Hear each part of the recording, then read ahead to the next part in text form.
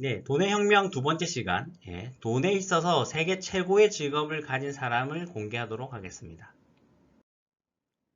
돈에 있어 세계 최고의 직업. 네, 이 달러를 가장 많이 가지고 있는, 가장 많이 벌 수 있는 직업이겠죠.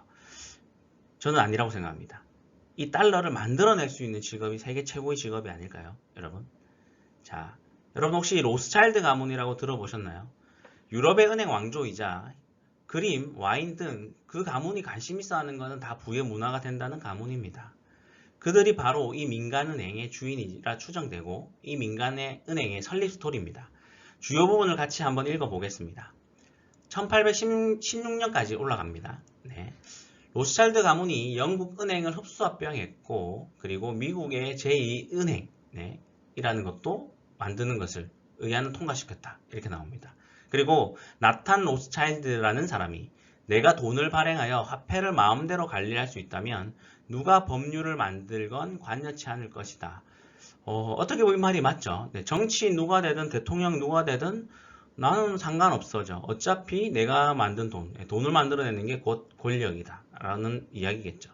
라고 공개 석상에서 발언한 지 20년이 채 안 돼 로스차일드 가문은 영국과 미국의 화폐 발행권을 수중에 넣게 된다. 뭐 끝난 거죠. 게임 끝입니다. 네.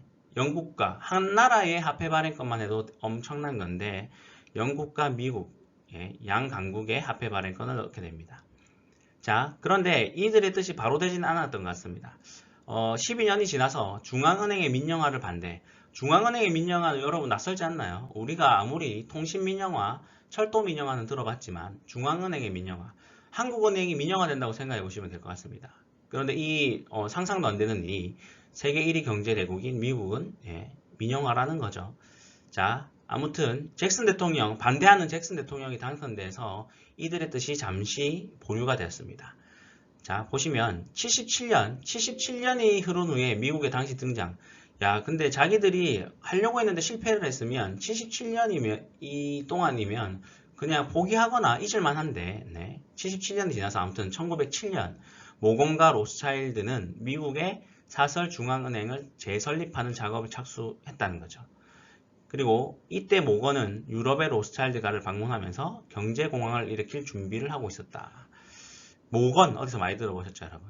네, JP 모건을 이야기하는 겁니다. 그리고 경제공황이 뭐 여러 사정이 안 좋아서 일어나는 건 줄 알았는데 여기서 보면은 의도적으로 일으켰구나라는 것도 나올 수가 있는 겁니다. 그렇죠? 그리고 1907년 공황을 맞게 된 의회, 그러니까 한마디로 경제공황이 왔다는 거죠. 국가화폐위원회라는 기구를 신설. 그리고 임원은 전부 모건일파로 구성되어 있었다. 네, 대단하죠. 그냥 만장일치겠죠. 자, 그리고 여기서 재밌는 부분, 제가 그냥 생각된 부분이 있습니다. 그냥 우스갯소리로 들으시면 되는데, 뭐 정치인이 여러분 제가 죽어가는 경제를 살리겠습니다 라고 뭐 해서 저를 당선시켜 주십시오 하면 그 사람이 당선되고 뭐 제일 먼저 하는 일은 죽어가는 경제를 죽이는 것부터 한답니다. 라는 우스갯소리가 있다고 하죠. 그리고 일단 죽여놓고 살리겠다는 거죠. 그 대목이 갑자기 생각이 났습니다. 경제공황을 일으키고 국가를 살리겠다는 취지로 국가화폐위원회를 만든 거죠. 연방준비은행법은 우여곡절 끝에 1913년 의회 승인을 받고 통과. 자, 이때부터 모건 가문, 로스차일드 가문, 록펠러 가문, 프리메이슨 엘리트 그룹. 이 세 가문을 프리메이슨 엘리트 그룹이라 하네요. 미국 경제를 손에 넣은 것이다. 자, 1913년부터이네요. 연방준비은행법. 그리고 미국 정부는 연준에 대한 감사 권한이 없다. 와, 무소불위입니다. 정말 엄청난 권한입니다. 국가보다 앞서는 거죠, 어찌 보면. 자, 그리고 미국의 국민의 대부분은 아직도 연방준비은행이 무엇을 하는 곳인지 알지 못한다. 마찬가지입니다. 뭐 한국 분들도 먹고 살기 바쁘고 하니까 뭐 잘 모르는 것도 있습니다. 그리고 미국은 더 하겠죠. 더 많은 인구도 있고 그런 것들도 있어서 연방준비은행이 뭐 하는 곳인지 모르고 국가 소속인 줄 아는 사람이 대부분일 겁니다. 이 마크 보셨죠, 여러분? 달러에도 있는 마크입니다. FRB라고도 우리가 하고 연방준비은행 그리고 줄여서 연준이라고 불리는 곳은 민간은행입니다. 그리고 달러를 발행하는 은행이자 사실상의 세계 금융의 지배자들입니다. 이쯤 되면 로스차일드 가문의 재산이 궁금해지는데요. 자, 미국의 GDP가 2경이 넘는답니다. 2경이.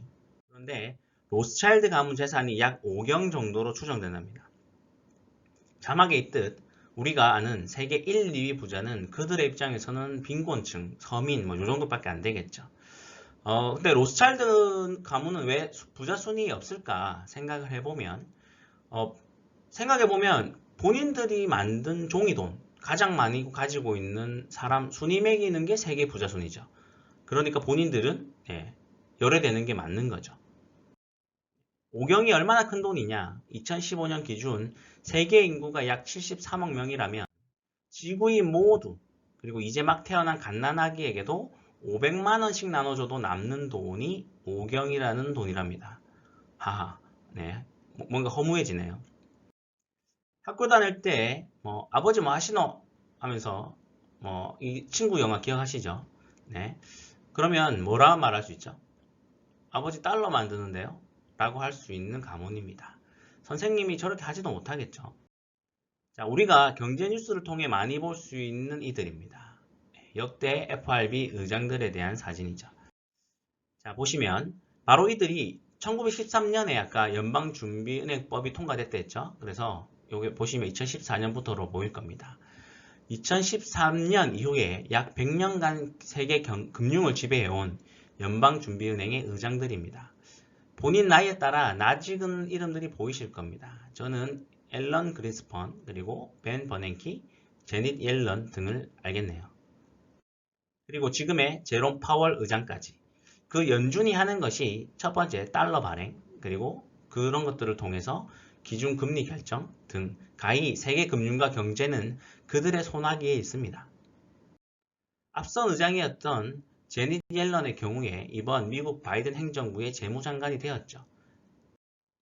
아무튼 이렇게 세계 금융과 경제는 좋던 싫던 연준을 중심으로 한 금융 세력에 의해서 100년 넘게 진행이 되어 왔고 그 과정 중에 긍정적, 부정적 면들이 분명히 존재해 왔습니다. 그런데 비트코인 혁명에 도와서는 2008년에 발생하게 됩니다. 많은 분들이 기억하시는 미국발 금융위기, 미 금융기관들의 도덕적 해이로 인한 문제가 세계적 금융 및 경제 위기로 번졌었죠. 이렇게. 그래서 우리나라에도 그런 말이 있죠. 미국에서 재채기를 하면 한국은 독감에 걸린다. 월가의 여섯 멍멍이 구하기. 월가 여섯 멍멍이. 네. 이 사태를 그때 주도했던 금융 세력들이겠죠. 이들의 잘못을 미국은 결국 국민들의 세금으로 풀어서 해결해 주려고 했고 이렇게 구사일생으로 구제된 금융기관들은 다음 해에 또 언제 그랬냐는 듯 또 성과급 잔치를 해서 많은 사람들에게 또 비난을 받기도 했습니다. 여기 보시면 2008년 기사입니다. 미국의 금융산업이 1%의 초과풀을 양산하는 근거지가 되었다 해도 과언이 아니다 라고 이야기를 했고 여기 보시면 폴 크루그먼이라는 교수가 있는데 이분 이름이 저는 의미 있는 게 비트코인에서 이분은 노벨 경제학상 수상자이면서 예전에 비트코인을 악마라고까지 표현한 분입니다. 그런데 중간에 생각이 바뀌어서 지금은 비트코인 옹호론자로 바뀌었습니다. 여기 보신 것처럼 왜 금융산업만 구제 특혜를 주냐 다른 산업들도 본인들 잘못 때문에 줄도산을 하고 했는데 그런 거죠.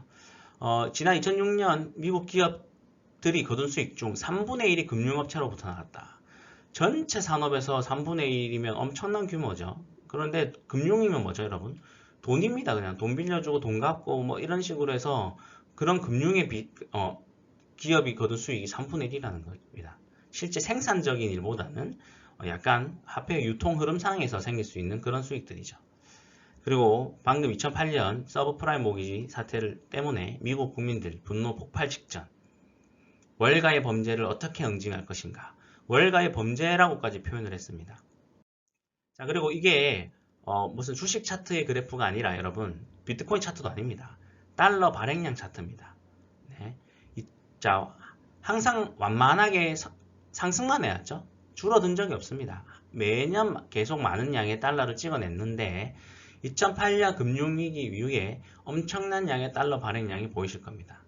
더욱이 예전에야 달러를 발행하기 위해서는 실제로 종이 실물화폐가 발행되었죠. 특수잉크 처리하고 뭐 이런 것들. 그런데 지금은 인터넷 시대로 넘어오면서 실존 종이화폐보다도 컴퓨터 화면상에 숫자 0을 하나 더 붙이면 그냥 발행이 되는 디지털 시대가 되면서 돈의 발행은 더욱 용이해져 버렸습니다.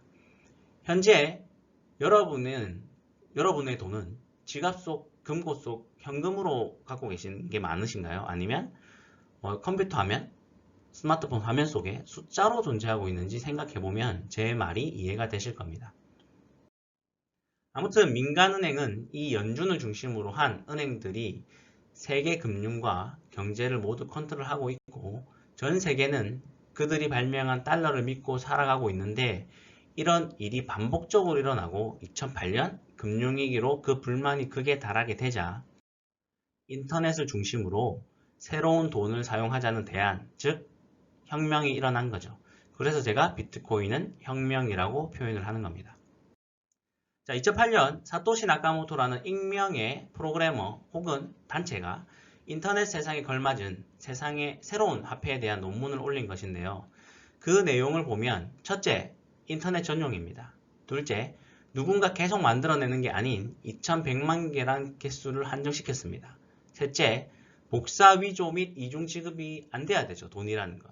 여러분, 사진 파일, 음악 파일은 모든 컴퓨터 파일, 디지털 파일은 복사가 되면 되지만 돈이라는 건 특성상 복사 위조가 그리고 이중 지급이 되면 안 됩니다. 그리고 여기에 대한 게 어렵고 관리가에 대한 신뢰 부분 때문에 중앙은행에서 해줬던 거죠. 자, 그런데 여기에 대한 부분을 누군가 힘 있는 사람에게 맡기는 게 아니라 우리 모두가 하자는 내용의 논문이었습니다. 그리고 컴퓨터 정보의 최소 단위인 비트와 동전이라는 코인을 합쳐서 비트코인이 세상에 등장하게 되었습니다. 이렇듯 비트코인은 2008년 금융위기를 도화선으로 기존 신용화폐에 대한 새로운 대안으로 등장했고 사람들은 비트코인을 가리켜 가상화폐, 암호화폐 외에 대안화폐라는 이름으로도 불리고 있습니다. 자, 그럼 여러분 생각해보세요. 누가 불만 있다고 새로운 돈을 쓰자라고 한다고 그래 좋은 생각이 알았어 하는 사람은 없을 겁니다. 네. 그런데 지난 11년간 비트코인이 사라지지 않고 매해 혁명에 동참한 사람들이 점점 많아지고 비트코인 가격이 4천만 원이 넘게 된 이유에는 분명히 이유가 있을 겁니다. 여러분, 가격이라는 건 곧 가치죠. 네. 그리고 가치는 사람들이 부여하는 겁니다. 우리가 5만 원을 떠올렸을 때 5만 원으로 살 수 있는 것들이 머릿속에 순간적으로 떠오를 겁니다. 그게 5만 원에 라는 돈의 가치죠. 1비트에 4천만 원이라는 건 그 가격의 가치가 있다는 게 가격으로 표시되는 거죠. 그리고 전 1비트에 10억 이상의 가치를 가지게 될 거라고 믿는 사람입니다. 자, 그럼 비트코인은 어떻게 가치를 가지게 되었느냐? 바로 두 번째 혁명 때문입니다. 비트코인이 하두를 던진 두 번째 혁명, 시스템 혁명입니다. 시스템 혁명에 관해서는 다음 블록에 설명을 드리도록 하겠습니다. 시스템 혁명에 대해서 궁금하시다면 구독과 좋아요, 그리고 친구에게 공유하기가 알찬 컨텐츠를 만드는 데 큰 힘이 됩니다. 감사합니다.